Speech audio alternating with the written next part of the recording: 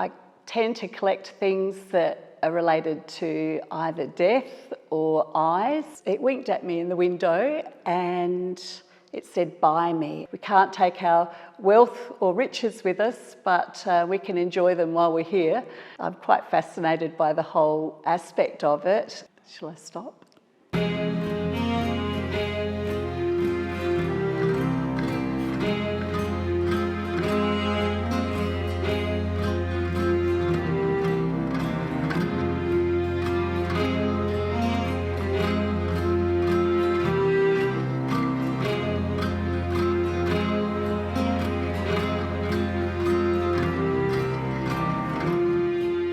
Hello, my name is Julie Strawinski and I'm a South Australian visual artist. My art practice is informed by the history and world of antique jewellery. I'm an artist on more than one level. I live Bohemian mantra, which is, truth, beauty, freedom and love. I see myself as being an artist in that way, where every breath I take is about painting my truth or living my truth. I've been painting for many years. It took me a long time to learn tonal realism, and I've lately been going back to my roots of printmaking.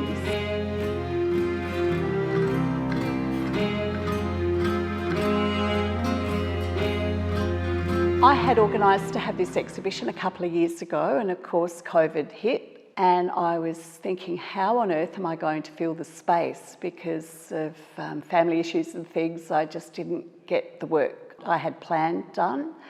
And I happened to buy a mannequin and thought, oh gosh, I've got a Victorian morning dress and it actually fits on that. And I thought, why don't I marry my collection along with my jewellery knowledge and my jewellery collection, along with my paintings and prints. Also, for this exhibition, had planned to make these glass dioramas and family trees, because Urrbrae House has got an arboretum. So I wanted to archive a little bit of arboretum, the trees, and of course the family tree to do with the Waite family, and my own, I suppose, family tree. Yes, so here we are today. So basically it evolved, like the exhibition evolved. I knew that there were going to be cabinets here, and I thought they were going to be old-fashioned looking cabinets. So then I had to put my gallerist thinking cap on. I suppose I've been able to draw on so many of my skills, actually, because I worked in a gallery for many years, over 20 years. I worked at an art school for years and years. So everything I've known in my past, I've actually been able to collaborate and put together in this exhibition. I decided, well, we couldn't have white cube box looking things in here, so we colour matched the walls and we got the plinths and painted them the same colours. And then I was going to put different furniture. Some things don't always work out as you imagine, and in a way I'm sort of grateful, because it made me think and change the way I presented it.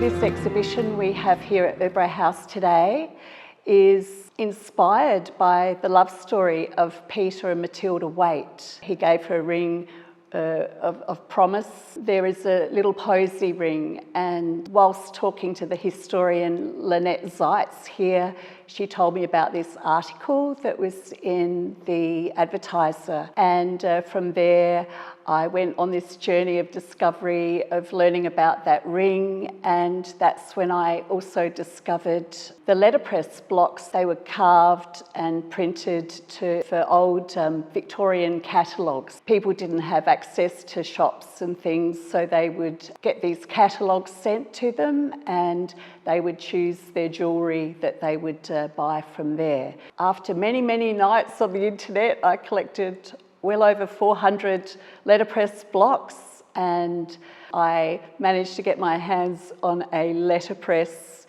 called The Gem, and it's an Edwardian letterpress. It's absolutely beautiful, and it's just in keeping with the actual letterpress blocks. I printed up some of the letterpress blocks, and then I wanted to add some typeset, and I just didn't have the facilities to do that. And I thought, I know, I need a typewriter. So I went on another quest of finding typewriters, and I found myself a pale pink Olivetti, and I managed to get myself some pink ink for that one. I've also got a beautiful German typewriter that is very black and shiny and sort of post-World War I. And the way it types is very precise and the lettering is really different. Whereas the one I've been using for these prints that I've got in the exhibition is an Underwood, and it's smudgy and it just does its own thing, and it's just so alive and wonderful. And so when I actually type over my prints, I call that my typewriter noise. You just get all these interesting things that just come about, and I think that's the magic, just letting things evolve in their own time.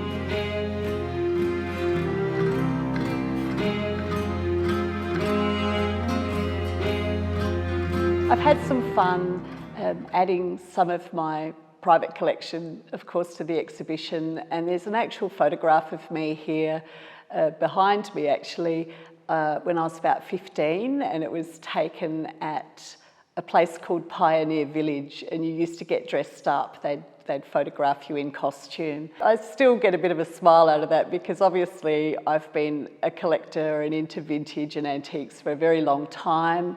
Ever since I was a young teenager, I've collected textiles. I've always been one to prowl the op shops and the antique shops, and I've found some beautiful like Victorian capes and piano shawls and parasols and things like that. And I suppose I used to always wear the clothing. When I was in my teens, I actually wore a lot of vintage outfits.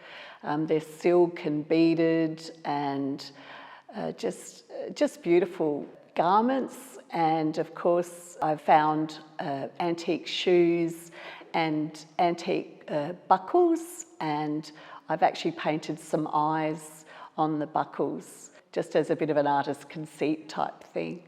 Things come to me. I don't always go out of my way like I did with the letterpress blocks to buy hundreds of them like I did. One day I was in the city and I actually came across this ring, and it winked at me in the window and it said, "Buy me." And I had no idea at the time what it was. And I learnt that it's a Georgian ring. It's a sentimental piece because it's not engraved, etc. But it's got rose-cut forget-me-nots that actually twinkle in the candlelight. And it was one of the inspirations behind one of my paintings called The Contessa and I. I painted my eye in her photograph, and of course placed the ring on the hand there. Through my beautiful Georgian ring that I learnt all about, I discovered lover's eye jewellery, which are called Georgian eye jewellery. They're quite rare to come by. There's a collection an ophthalmologist and his wife put together and had been collecting for years and years, called the Skier Collection. I studied and researched that collection and was inspired by their collection to learn about eyes and paint my own versions of these lovers' eyes. Is the eye looking at you, or are you looking at the eye? Also, we live in a world where there's surveillance everywhere, and we also archive every moment of our own lives. The eye watching you. I'm quite fascinated by the whole aspect of it. My mother's always amazed by me that I can have a pile of photos and I know exactly whose eye is who. I don't need the face, I just know the eyes. From the observation of people's eyes and the observation of the jewellery, I learnt about the language and symbolism behind. During the Victorian period, everything was all about symbolism. And I think it was because the etiquette of the day, it was really that a lot of things were left unspoken. You couldn't really declare your love for somebody. Basically, you might send them a bunch of flowers, a little bit like what we do today, but a little bit more secretive in the way they do that. So I've got the gemstones, and they spell out words like regard or adore, and then we've got the flowers that have got their own symbolism.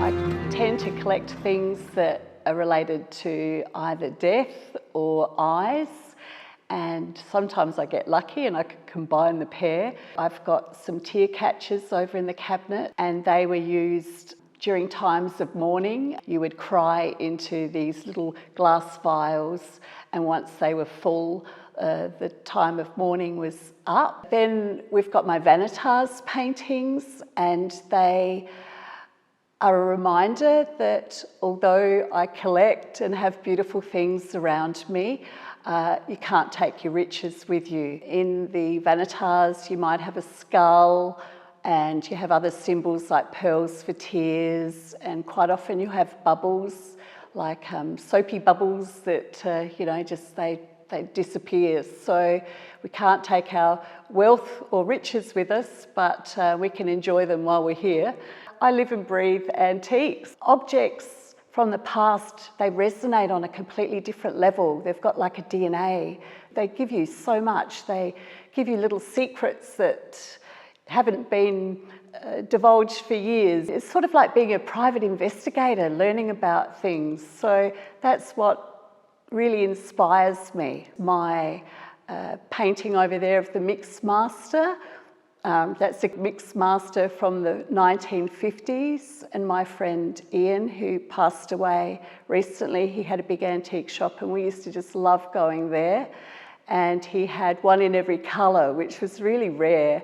And so I painted that Mix Master as like a memorial piece for him, really.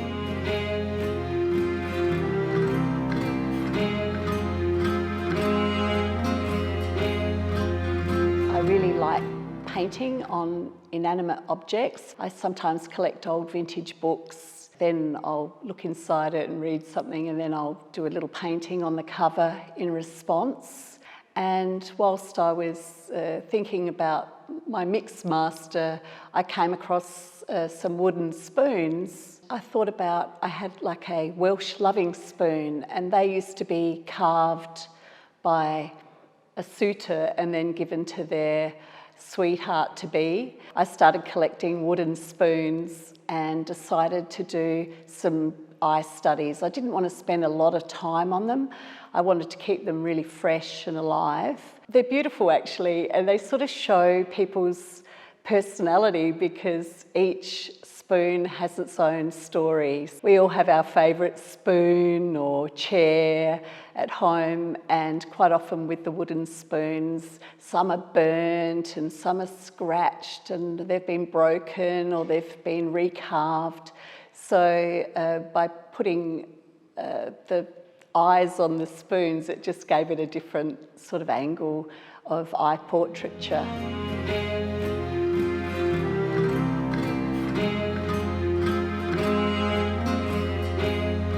I feel really fortunate and blessed to be able to have an exhibition here at Urrbrae House, which is such a special house here in South Australia, and to be part of the History Festival and be surrounded by so many wonderful volunteers that work at Urrbrae House and the staff here. They have the most incredible knowledge about the house and the history and the arboretum. To be able to put all my work and my collection together has just it's been such a special thing to do, and it's actually set me on a different path for what I want to do in the future with my art practice. And don't forget to look at my website, juliestrawinski.com. I also have an Instagram account. Look at the Phoenix Room. And of course, we have to thank the wonderful Alex and Victoria Art in Adelaide. Thank you.